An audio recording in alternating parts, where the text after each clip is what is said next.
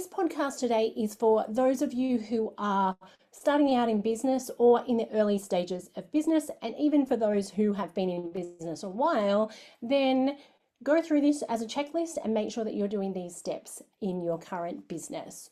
So what I hear most is, I'm just starting out, or I'm only a year or two in, I don't have time to get Profit First set up yet, or I'm not big enough to worry about implementing Profit First yet, or I just need to do X, Y, and Z before I get Profit First set up in the business.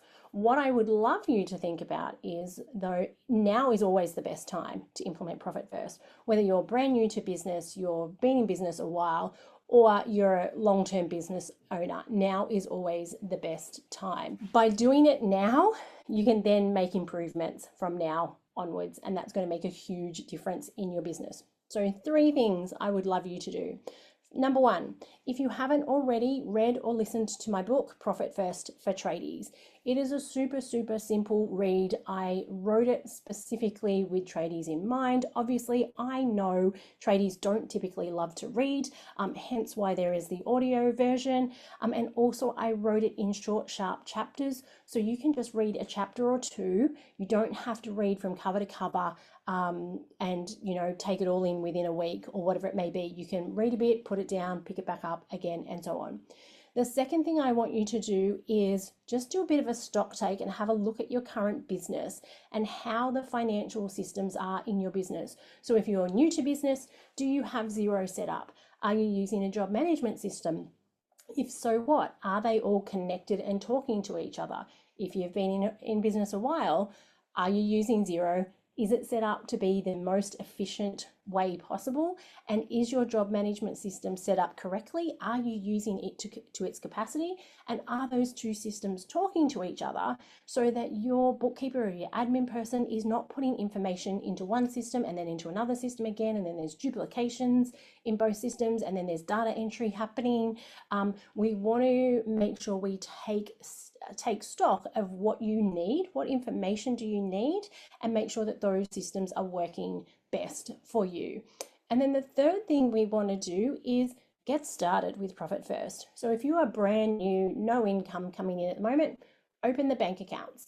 When income comes in, start doing your allocations. Now you might start with 1% to profit, and you might let everything in the OPEX. You might start with 1% to profit. You might put some way for yourself, your tax, you might put OPEX. If you're registered for GST, we always put GST first. You don't have to do everything once, you just get started. And if you just consistently decide you're going to put GST aside if you're registered and 1% to profit and the rest to OPEX, great, you have gotten started. That is the base level foundational step in the process.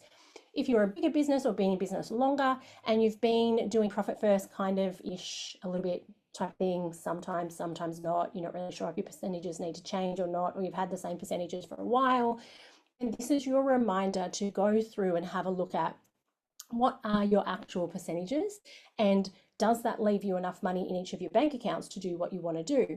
Now, if the answer is no, then that's your reminder to investigate a bit further, like what's going on in the business? Why is your OPEX always short?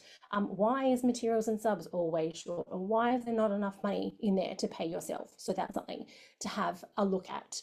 Now, again, Profit First doesn't just miraculously set itself up, but one thing I hear often is, I can't do it all yet, so I'm not going to do anything. And that is one of the biggest myths there are around Profit First. If you're brand spanking new, open the bank accounts, get started. Just a percent in profit, as I said. If you've been here a while, open the bank accounts, get started. Put your GST aside, put 1% to profit, and take it from there. But the key is, whether you're brand new, you're new to business, or you've been around a long time, the key with Profit First is consistency. Get started. You don't have to build the entire framework right from the beginning. You just have to get started with parts of that framework and then continue to build over time. So if you're brand new to business and you are wanting some more resources, then click the link below, and I've got a bunch of resources specifically for new businesses, brand new businesses, or early on in business. And if you've been around for a little bit longer, then what you'll be able to do as well is there'll be a link below where there'll be some more resources specifically for those who have been in business longer. Bunch of checklists in there so you can go through and see what you're doing, what you're not doing, and from that checklist you can then have an action items list to be able to help you know where to next and what you need, what the next step is to implement Profit First successfully in your business.